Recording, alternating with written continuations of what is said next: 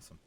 No, it's not full HP. It'll show like full HP, but it will give you actual damage to its health bar. I would stay down. Yep, done. Let's go! Solo flawless. First try. Second try. I can't say I did on the first try. Oh yeah. Hi everyone, my name is TilDuh. Earlier this week, the Harbinger mission became available for everyone to acquire the new Hawkmoon random rolls. Today, I'm going to be bringing you a video showing you how to complete the Triumph Alpha Hunter. Alpha Hunter is a triumph which involves the player completing the Harbinger mission alone and without dying. Although this may seem tough at first, I assure you with a little bit of help and some practice, you too will be able to achieve this prestigious triumph in no time at all. A lot of people would think that Warlock would be the go-to default best character for this mission, but I'd like to assure you that Hunters and Titans can also complete this mission without much stress and without much pain. So if you want to play your favorite class, by all means do. If this is your first solo flawless mission attempt, this is the best to start you off on, as the enemies are difficult, but not nearly as hard as some of the new dungeons that have been released and some of the past content. Now, hopefully you have an understanding that everybody is able to complete this mission, given enough time and effort. Really quickly, I'd like to run through each class and which subclass I thought was best qualified for making sure that you weren't dying in this mission, and then afterwards we'll go over the mods and the specific loadouts I was using to complete the solo flawless on each character. We'll jump right into my favorite class, Hunter. I went Top Tree Night Stalker because it allows us to have invisibility with our marksman dodge if situations get sticky, which also provides us with an instant reload. I used Vortex Grenade in order to throw the nade on top of a heap of void shielded enemies in order to break them as quickly as possible. Up next, we're taking a look at Warlock. I found Top Tree Dawnblade to be much more helpful than Middle Tree, contrary to popular belief. I do find that the mobility and the jumping puzzle made for some clutch saves, and the healing that the well provided never was really necessary. Healing Rift did just enough work in some of the clutch situations where my health was being depleted and I needed to quickly regain health. I also paired that with Burst Glide and Solar Grenade. That brings us to our final class, Titan. I found Bottom Tree Sunbreaker to be the move. Sol Invictus, the perk on Bottom Tree, allows solar ability kills to restore health, which in this case is extremely helpful as a lot of the ads will quickly melt your Titan if you're in the air for too long. I also went with Thermite Grenade to clean up minor enemies and Catapult Lift in order to maneuver the jumping puzzle without having to threaten my life. Moving into armor mods, Unstoppable Hand Cannon is a must, as well as Taking Charge to combine with Charge with Light mods. The minor ads suck, so I'd recommend Sniper Damage Resistance, Arc Solar, or Void Damage Resistance to be paired with your chest piece in order for the highest survivability. Moving on to your class item, I would recommend a Void class item in order to equip Protective Light, which allows you to gain significant damage resistance against combatants when your shield is destroyed. Combine that with Spoils of War to replenish your heavy upon finishing a champion, and Surge Eater in order to get your grenade back upon stunning a champion. Last but not least, I'd recommend using lots and lots of grenade ammo finders, as well as grenade launcher scavengers. I use this because I do use Anarchy as part of my build, which I will go over shortly, but this just makes sure that whenever you pick up a heavy brick, it's a lot of ammo. Before we move on to the weapon loadouts, I want to make sure that everybody watching understands that this mission consists of many different shielded enemies. A lot of Arc, a lot of Void, and a few Solar. This is going to require you as the player to hot swap your weapon loadouts. This means that for the entirety of this run, you are going to be running double primary, against my better judgment, double primaries, as well as a grenade launcher, and or the Xenophage as your heavy, which I will speak about shortly. Starting off with our kinetic slot, the first weapon is the 7th Seraph Officer Revolver with Osmosis, or any hand cannon for that matter, simply because you can pair this with the Unstoppable mod in order to stun the champions and then tick them down with your heavy weapon, which I will mention later. Like I mentioned earlier, we will be switching weapons mid-encounters, and so I would highly recommend a pulse rifle in the kinetic slot in order to take down the pesky vandals that will look to 3-tap you. Another great kinetic weapon that I found later in my flawless attempts was the Patron of Lost Causes. It's a 200 RPM scout rifle, and it really quickly deals with vandals. And so I would highly recommend this gun if you do have it. By the way, I am specifying certain weapons, but I do think that if you have a favorite scout rifle or pulse rifle, it's probably gonna work really well. So keep that in mind.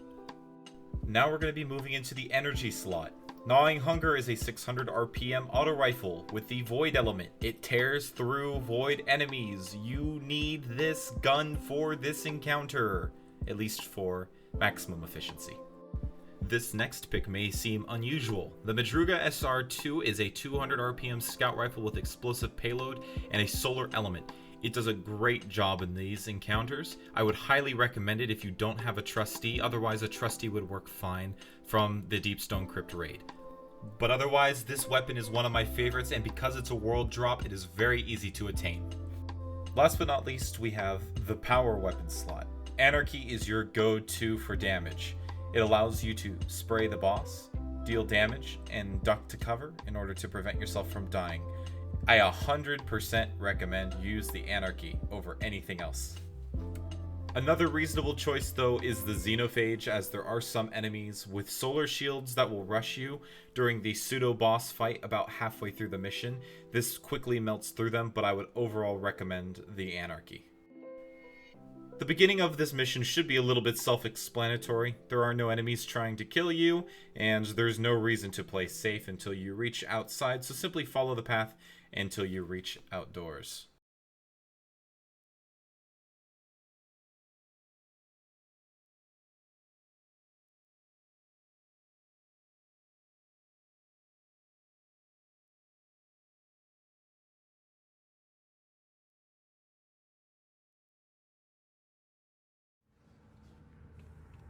Upon reaching the exit, quickly take care of the taken hobgoblin.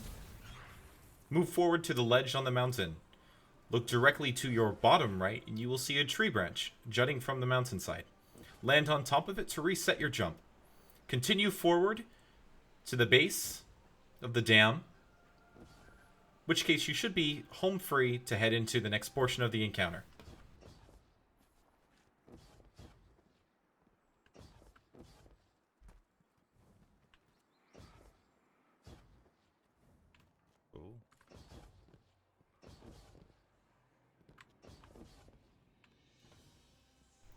The first emissary you encounter consists of void elemental shields. Make sure you have your Gnawing Hunger equipped to quickly take care of the enemies and the boss's shield in order to move on to the next portion of the encounter. Upon entering this room, you'll be greeted by a multitude of enemies. Your priority should be to break the emissary's shield and force her to retreat into the next room. If that's not the case, take cover behind this barrier to your left and chip down the enemies as you are able, using grenades, your void auto rifle, and even super if necessary. Upon dealing enough damage and forcing the emissary to retreat into her next room, feel free to make sure that your priority is to eliminate each and every vandal in the area. It is in your best interest to take care of every vandal in their room, due to their high damage. Taking care of the vandals will allow you to have more freedom when moving around throughout the mission, so it is in your best interest that they are removed as quickly and efficiently as possible. For the video I'm making. This is awesome solid. Awesome. My favorite.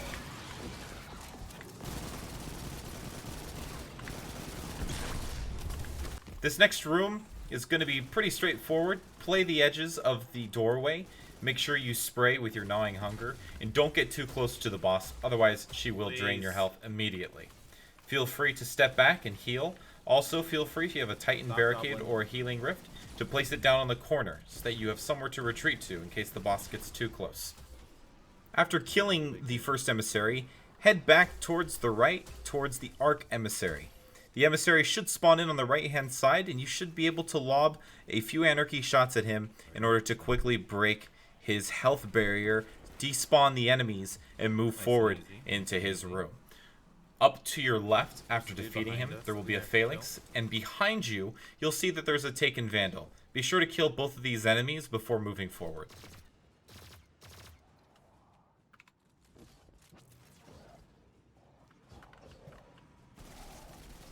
He's a sniper, so we don't mess with him. Once you have reached the Arc Elemental room, you're going to want to go ahead and spray down as many Anarchy shots as you can before you put yourself at risk. The boss should die on his own, it shouldn't cause you too many problems, and you shouldn't take enough damage to be worried about it.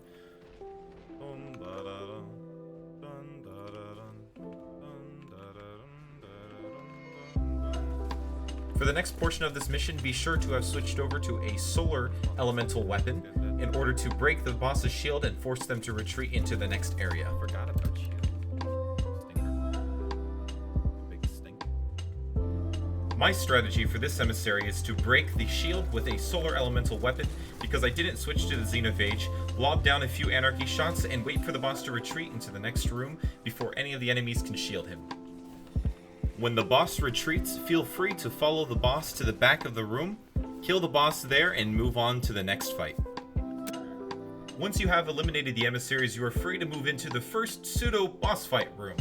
I found this pillar on this upper ledge to be the safest place in the room to take out the enemies. Be sure to swap over to the Gnawing Hunger to take care of the wizards that will spawn shortly after entering. For the most part, this is the safest portion of the room, as you do have a height advantage. Only 3 enemies can damage you from this angle. Those would be Taken Vandals, Taken Centurions, and Taken Captains. Taken Vandals are pretty easy to take out as long as you know that they do spawn at the same height level as you, so use the pillar for cover if necessary. Taken Centurions will fire an Axion Bolt, which will navigate around terrain to deal damage, while Taken Captains, also known as the Harbingers, will fire a Darkness Bolt which will travel through the ground. One neat thing that I did find during this portion of the mission is that the Xenophage is extremely good in eliminating the Taken Harbingers, as it does melt through their shield and quickly kill them. If you do choose to switch to the Xenophage, I highly recommend bringing in an Arc Energy weapon to take care of the Arc shielded enemies. One of the biggest negatives from taking this position in the room is running out of primary ammo. Upon clearing all but one enemy in the room, it is perfectly fine to drop down and pick up ammo you can find. Oh, awesome. Great time to fall. This is not good. This is really, really bad. If you do happen to find yourself in a position where you've made a mistake and you ended up on the bottom floor while enemies are spawning, it is not the end of the world and your run is not over. Retreat to cover as quickly as you can and take out any nearby enemies. I might die here. If you do happen to fall, your first instinct is to jump on top of the platform you've fallen from, but Taken Vandals will shoot you out of the sky and eliminate you. Please, stop it. Don't tease me like this. Alright, I should be able to get you now.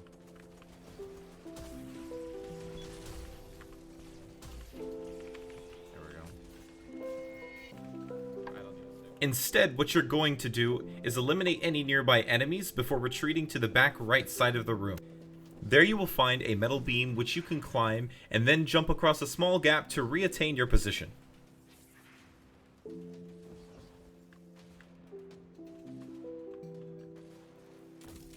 What are you doing shooting over there? I'm over here, bud. The next part of the fight will consist of the first champions you've seen so far. Make sure you switch to your hand cannon with unstoppable rounds in order to utilize your Anarchy to its fullest. Champions will take resisted damage if you are not stunning them, so make sure that in this time where you are safe, you are able to switch to your hand cannon. If the Harbingers are spawned in at this point in time, make sure you dodge their projectiles because they will two-shot you and end your run as well. So make sure that you are constantly moving, checking left and right, and attempting to clear the room as efficiently as possible. Continue to play on the top of the map and make sure that you are playing as safely as you can. Utilize your Anarchy, and if the boss is stunned and the boss is low enough, feel free to finish him to replenish your heavy ammo. Continue to play at the safe angle until the room has been completely cleared, all the enemies have been killed, and the chest spawns, meaning that you will be able to move forward to the next portion of the encounters.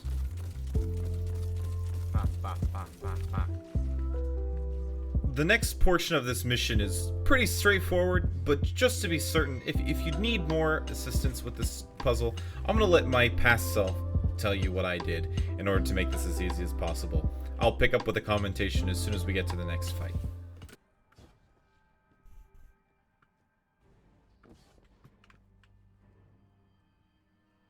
I like if I do this whole jumping puzzle without stompies.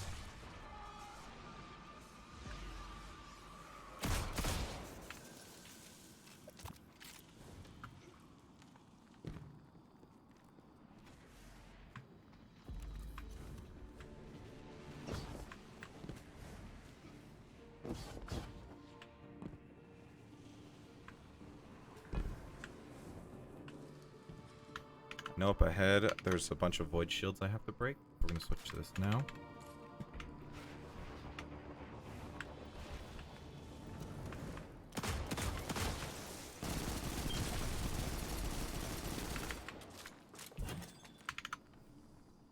I'm gonna swap back to this really quick.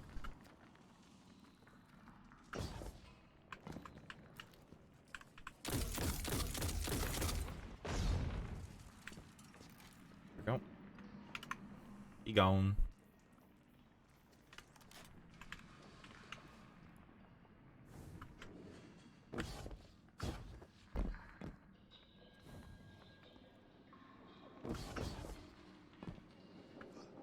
What's nice is that this solo flawless is like perfectly doable by anybody. Put your mind to it, it's really not that hard.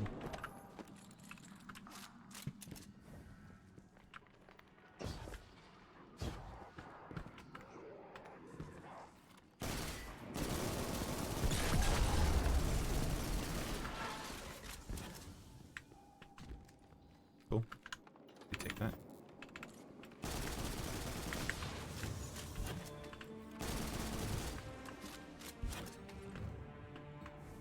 This is definitely the safer way. You gotta deal with these guys.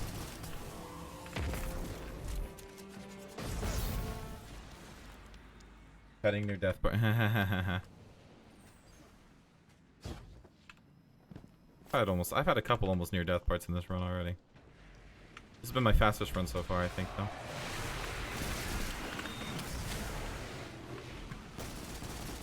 That would have been a bad idea if I had stayed, I think. Especially where there's all these things blasting me.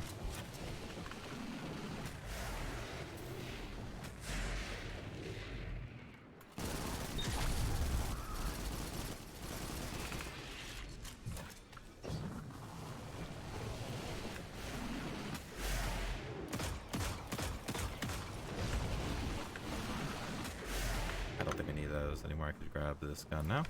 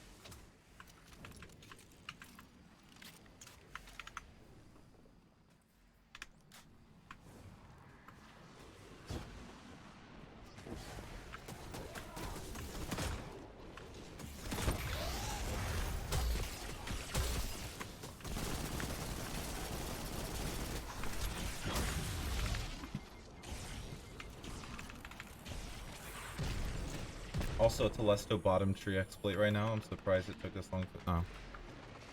What's the bottom tree exploit? I'm not that I'm gonna use it, but...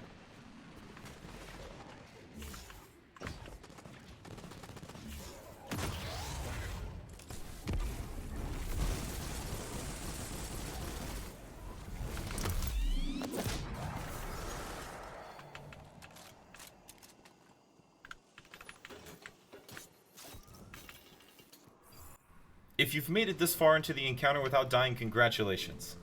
This is the last boss fight of the Harbinger mission, and all you need to do here is play it slow. The Anarchy is great for dealing tick damage to this boss without the need of any other weapons. The only real nuisance is goblins that attempt to shield the boss. Feel free to use a medium to long range kinetic weapon to deal with them as quickly as possible. The last boss fight is going to consist of 5 main phases. A damage phase, followed by a phase requiring you to kill 2 knights and then clear the room, followed by another damage phase, followed by 2 more knights on either side of the room and the rest of the ads, and then finally the final damage phase, which will allow you to kill the boss and claim your reward. The main threats to dying on the last portion of this mission are the knights, the boss knight himself, and the 2 knights on either side of the room. Take your scout rifle and feel free to stay towards the back of the room and spray down any enemies that are shielding or making knights invulnerable. Appreciate your sympathy, though. I'll be fine. Being that this is the last encounter of the mission, feel free to take as long as you need. There is no rush, there is no time trial, it is just between you and surviving the fire that the knights throw at you. Feel free to rotate left and right, taking turns, dealing damage to the knights as they take cover. It may take a couple of times to get used to, it may take a couple of angles for you to find the right one to shoot the knight, but do not leave cover. Upon defeating the knights on one side of the room, feel free to pull out your Gnawing Hunger and to eliminate every void shielded enemy on one side of the room, as they will not respawn because the knight is dead. If at this point you run out of ammo, feel free to switch to a special weapon in the slot opposite of the one that you want to have ammo in order to completely drain your ammo economy. Stand in the back of the room with both primaries being completely empty and fire. With enough patience, the game will automatically replenish ammo in both of your primary weapons so that you do not need to take the risk and retrieve ammo from the center of the room. Repeat the process mentioned before, breaking the solar shield on the opposite side of the room and then following that up with the Gnawing Hunger to take out the rest of the adds.